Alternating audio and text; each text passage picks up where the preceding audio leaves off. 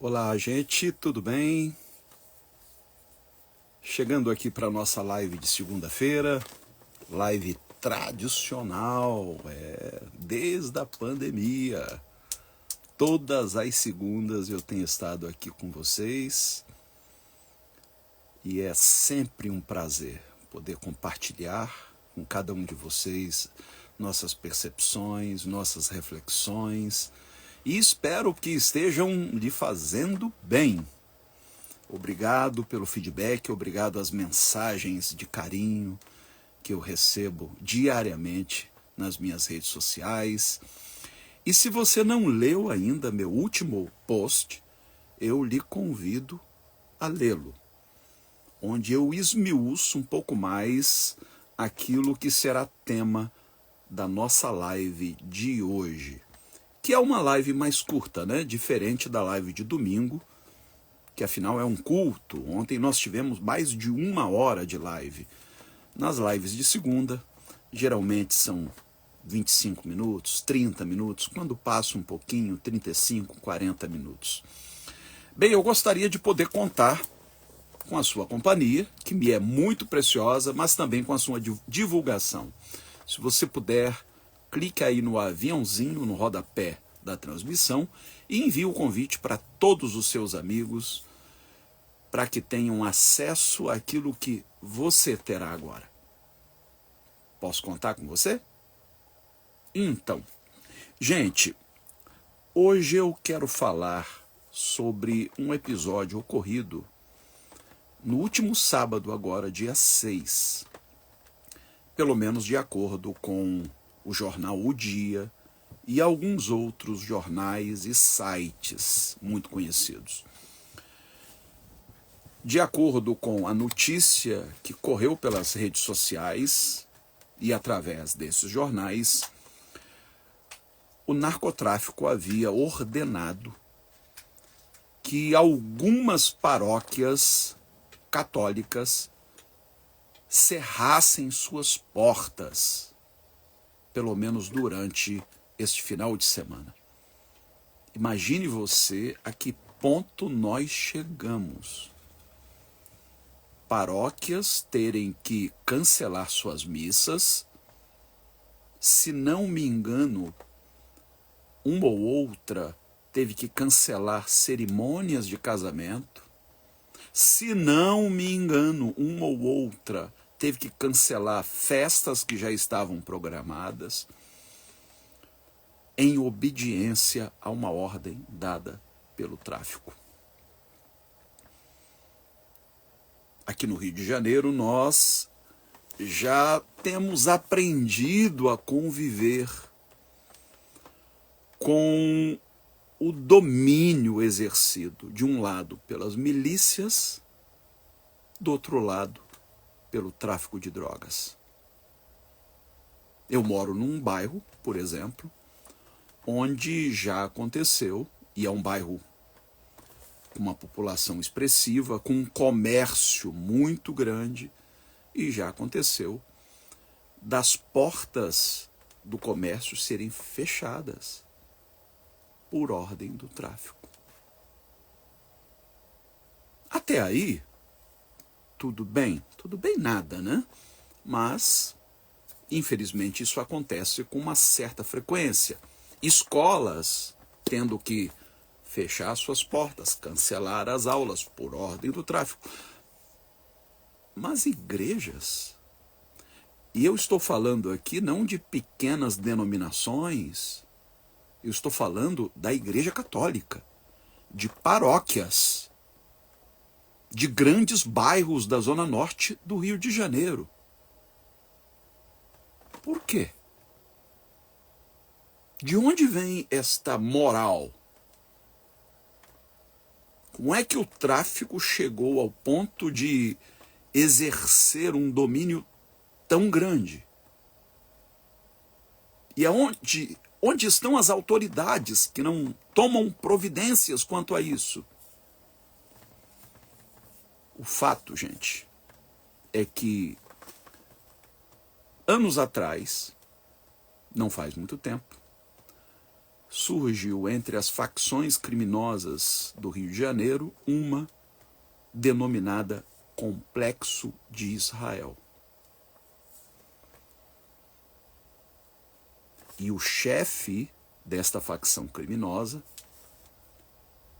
se apresenta como evangélico.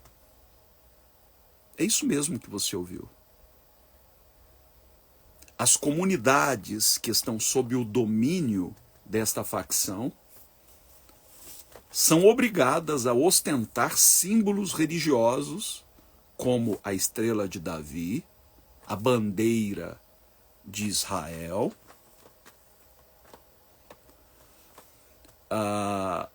versículos bíblicos pichados nos muros e uma frase que se destaca.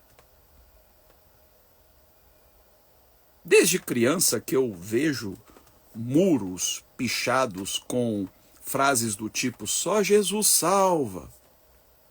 Ok?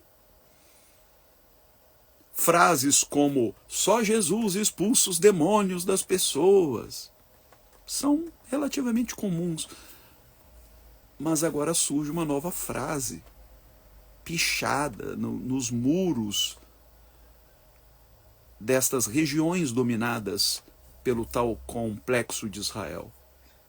Jesus, o dono da boca. Oi? Jesus, o dono da boca. Está se referindo a esta boca? A boca das pessoas? Ou está se referindo àquele lugar onde a droga é comercializada?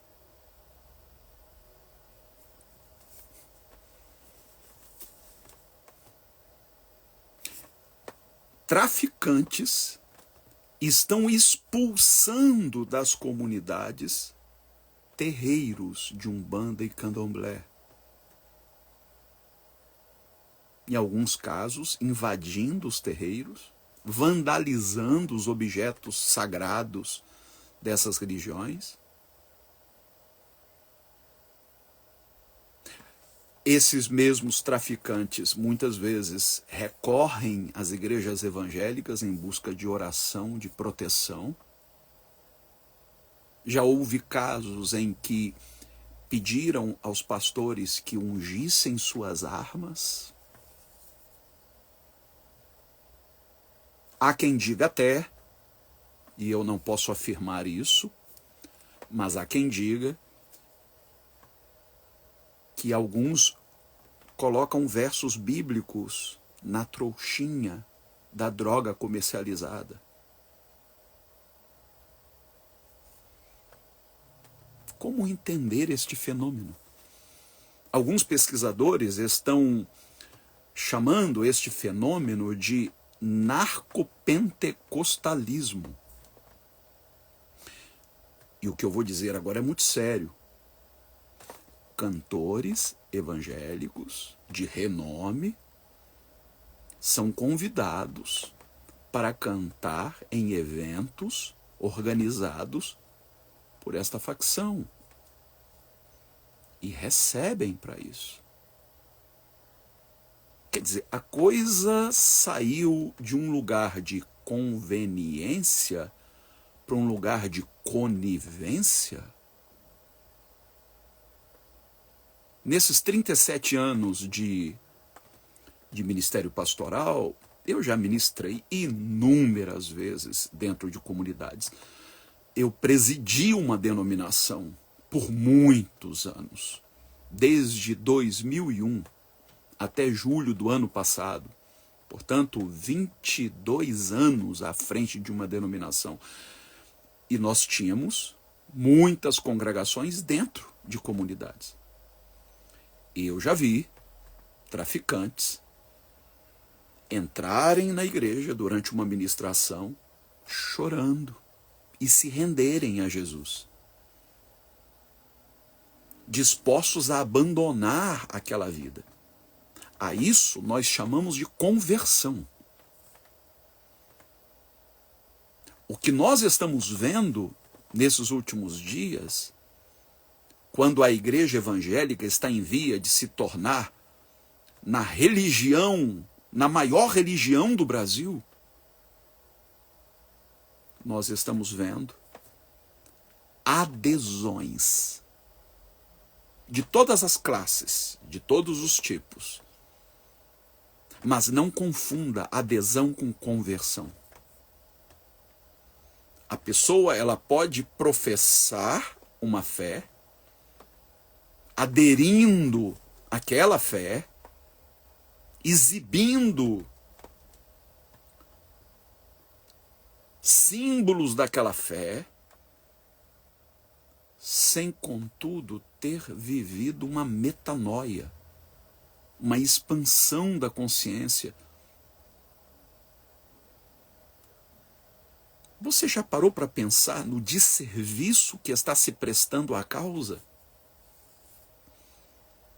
Veja, eu entendo perfeitamente que muitos dos integrantes dessas facções criminosas, inclusive a tal Complexo de Israel, são oriundos de famílias evangélicas. Tem inclusive nomes bíblicos. Eu fiz trabalho em presídios e eu encontrei muitos Abraão, Moisés, Isaac, Jacó, Davi, nomes bíblicos. Gente oriunda de famílias evangélicas. Mas que quando chega a uma determinada idade, principalmente ali por volta da adolescência, são cooptados pelo tráfico, com promessas de prosperidade, de riqueza. E obviamente que, uma vez integrando uma comunidade que não é devidamente assistida pelo governo, pelos poderes públicos, é fácil para o tráfico cooptar esses jovens, trazê-los como mão de obra. Mas eles cresceram ouvindo sobre Jesus, conhecem as histórias bíblicas, sabem que o estilo de vida que eles escolheram é incompatível com a proposta do Evangelho. Mas, de alguma maneira, eles conseguiram conciliar. E sabe como conciliaram? Porque o Evangelho que está sendo pregado hoje, em muitas igrejas, inclusive dentro das comunidades, principalmente igrejas pentecostais e neopentecostais, é um evangelho que foca nas histórias do Velho Testamento, que envolve conquista de territórios, de Josué invadindo Jericó, de Davi anexando novos territórios a Israel, em vez de focar em Jesus. Só se fala de prosperidade, de vitória. Vitória sobre os teus inimigos. Deus vai destruí-los. Tudo isso encontrou ressonância no estilo de vida adotado por esses rapazes. Juntou a fome com a vontade de comer. Opa! Esse é o Deus que eu creio, é o Deus da conquista. Um Deus bélico, beligerante.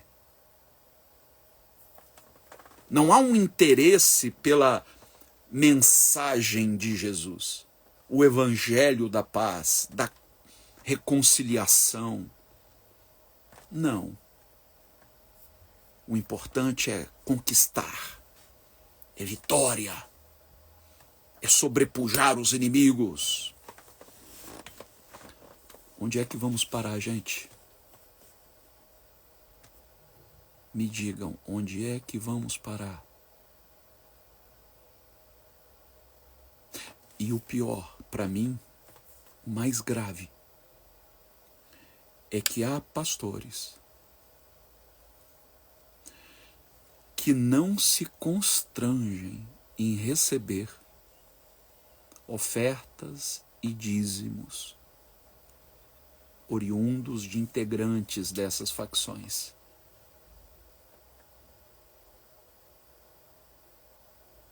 Eles usam até uma passagem bíblica muito mal interpretada que diz que Deus tiraria do ímpio para depositar na conta do justo. Eles justificam isso dizendo, bem, pelo menos estamos tirando do tráfico um dinheiro que é sujo, que é resultante de uma atividade criminosa, mas que agora está sendo direcionado para uma atividade santa, sagrada, religiosa. É aquela história dos fins que justificam os meios. Nós canonizamos Maquiavel. Como é que eu posso hoje olhar nos olhos de um menino aliciado pelo tráfico e dizer, meu filho, isso não é vida. Abandone essa vida. Venha para Jesus, se entregue a Cristo, a sua mensagem salvadora. Se ele, uma vez mantendo aquele estilo de vida, envia ofertas para o meu ministério.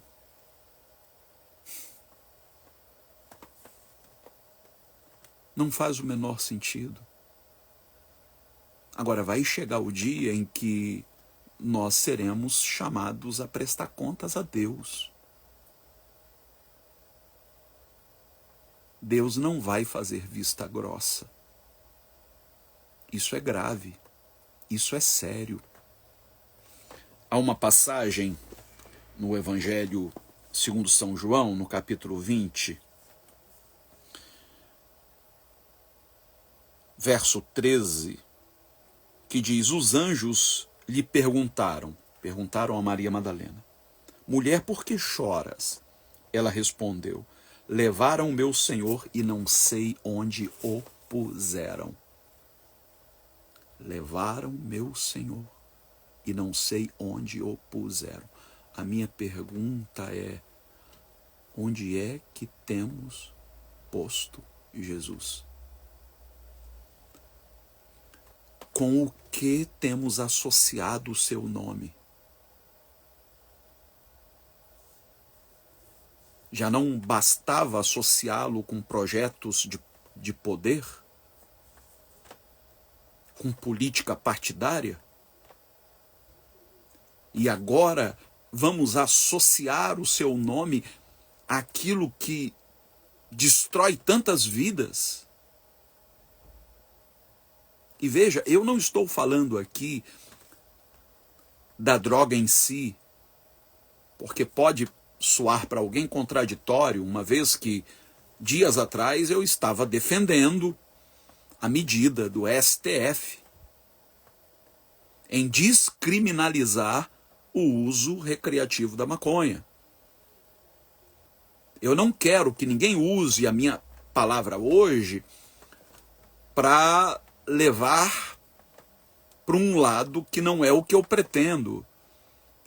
Eu não estou aqui me associando a um discurso hipócrita que visa criminalizar o usuário de drogas. Eu estou falando de uma atividade criminosa, responsável por ceifar a vida de tantos jovens, de tantas famílias.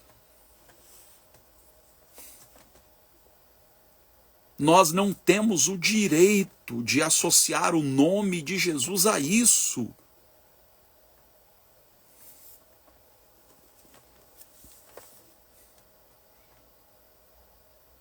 Maria Madalena estava desesperada por não encontrar Jesus no sepulcro onde seu corpo havia sido colocado. Por isso ela respondeu ao anjo, quando lhe perguntou, por que choras? Porque eu não sei onde colocaram o meu Senhor. O zelo que Maria tinha pelo corpo de Jesus era muito grande. Mas sabe o que ela ouviu? Qual foi a resposta que o anjo deu? Ele não está mais aqui. eu tenho chegado à triste conclusão de que o movimento evangélico no Brasil, depois que se associou com tudo que há de mais podre, retrógrado, se tornou num sepulcro caiado. Lembra quando Jesus se referiu aos religiosos, fundamentalistas, fariseus, como sepulcros caiados? O movimento evangélico tem se tornado esse sepulcro. Mas ele não está mais aí.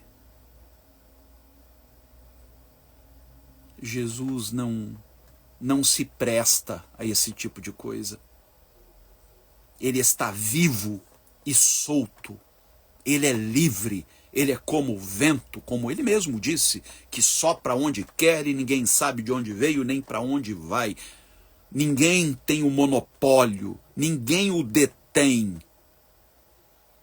Ele não é refém da igreja evangélica, como nunca foi refém de estrutura eclesiástica nenhuma, de religião nenhuma. Ele é livre. Por que buscais entre os mortos aquele que vive?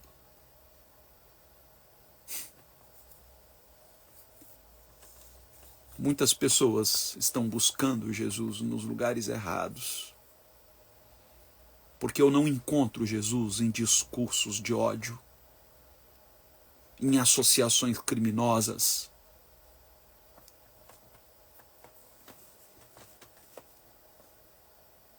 Nós estamos insistindo em colocar vinho novo em odres velhos, e Jesus disse que quando isso acontecesse, os odres não resistiriam o frescor do vinho e se romperiam, e é o que está acontecendo hoje.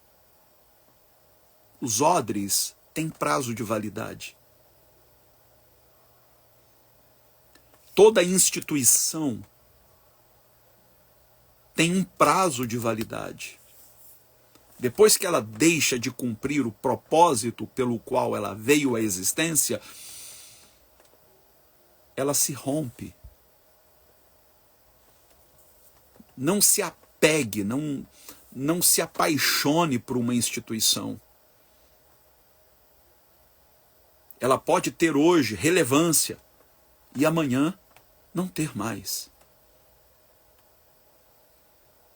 Talvez nem tanto por se associar ao erro, à injustiça, ao discurso de ódio, talvez simplesmente por perder o trem da história, por não se atualizar, por responder a perguntas que um dia tiveram pertinência e hoje ninguém mais faz. Então não busque entre os mortos aquele que vive. Não busque no discurso de ódio aquele que é amor.